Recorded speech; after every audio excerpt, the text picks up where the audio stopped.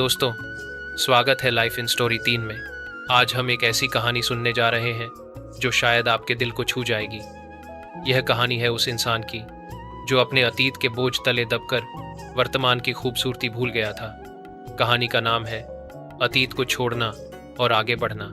कहानी शुरू होती है एक छोटे से पहाड़ी गांव से, जहां हर सुबह सूरज की पहली किरण जब बर्फीले पहाड़ों को छूती थी तो पूरा वातावरण सुनहरी रोशनी से भर उठता था। वहीं गांव के किनारे एक पुराना लकड़ी का घर था जिसमें किशोर नाम का व्यक्ति रहता था। उसकी उम्र लगभग 35 साल थी। चेहरे पर थकान थी, आंखों में एक अजीब सा खालीपन, जैसे किसी ने उसकी आत्मा से मुस्कान चुरा ली हो। किशोर पहले शहर में रहता था, एक बड़ी कंपनी में काम करता था, लेकिन कुछ गलत फैसलों, टूटे रिश्तों और अधूरे सपनों ने उसे अंदर से तोड़ दिया। कुछ साल पहले उसने अपनी नौकरी छोड़ दी और गांव लौट आया, सोचकर कि शायद पहाड़ों की शांति उसे सुकून दे पाए। लेकिन दोस्तों, क्या सिर्फ जगह बदल लेने से मन बदल जाता है? नहीं।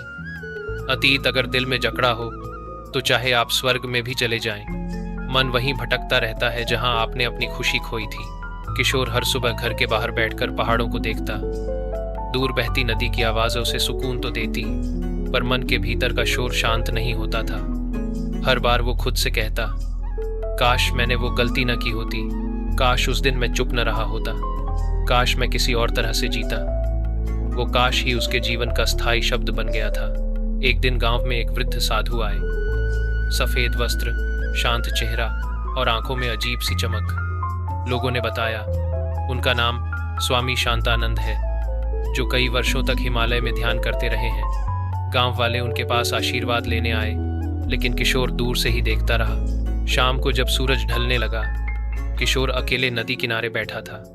तभी पीछे से आवाज आई, बेटा, क्या तुम किसी चीज से भाग रहे हो या किसी चीज की तलाश में हो? किशोर मुड़कर देखता है, वही साधु मुस्कुरा रहे थे।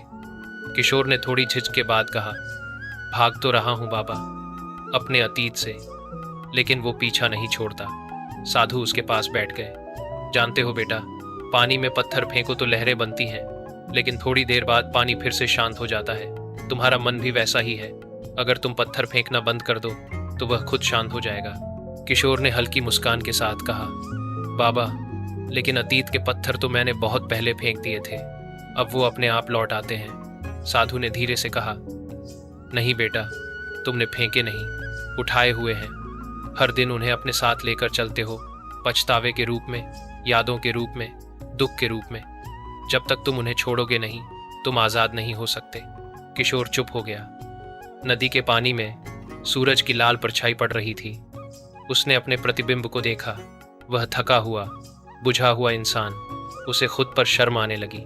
साधु बोले, मैं तुम्हें एक कहानी सुनाता हूँ। एक बार एक व्यक्ति ने अपने कंधे पर एक बोरी उठाई हुई थी जिसमें पत्थर भरे थे। वो हर दिन उस बोरी को लेकर चलता। जब किसी से झगड़ा होता, वो उसमें एक नया पत्थर डाल देता।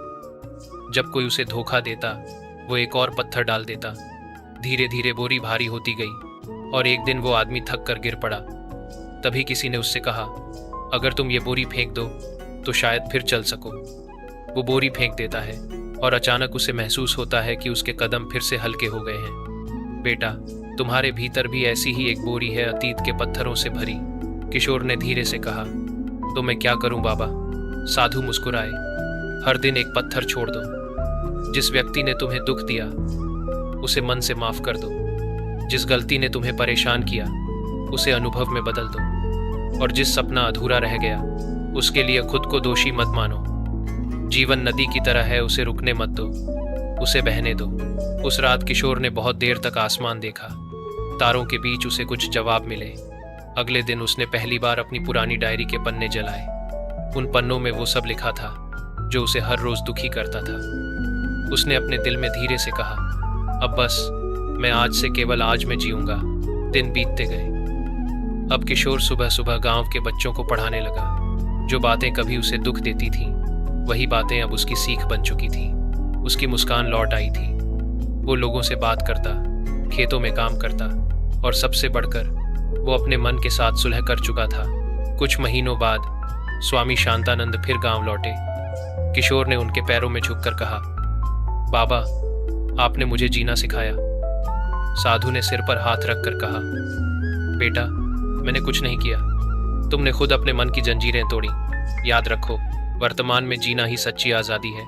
किशोर मुस्कुराया और उस दिन की हवा में जैसे कोई नई ताजगी घुल गई। सूरज की किरणें उसके चेहरे पर पड़ रही थीं और वो पहली बार सच में हल्का महसूस कर रहा था। कहानी यहीं खत्म नहीं होती दोस्तों, क्योंकि ये कहानी सिर्फ किशोर की नहीं, हम सब की है। हम सब के पास कुछ न कुछ ऐसे पत्थर हैं जो हमें नीचे खींचते हैं। पुरानी गलतियां, टूटे रिश्ते, अधूरे सपने, लेकिन सच्ची ताकत उन पत्थरों को छोड़ने में है। तो दोस्तों, आज एक वादा कीजिए कि अब आप अपने अतीत के बोझ को नहीं ढोएंगे। आप आज को पूरी तरह जिएंगे, मुस्कुराएंगे और आगे बढ़ेंगे, क्योंकि वर्तमान में जीना ही सच्ची खुशी है। अगर आपको यह कहानी दिल को छू गई हो तो इसे लाइक, शेयर और चैनल को सब्सक्राइब जरूर करें।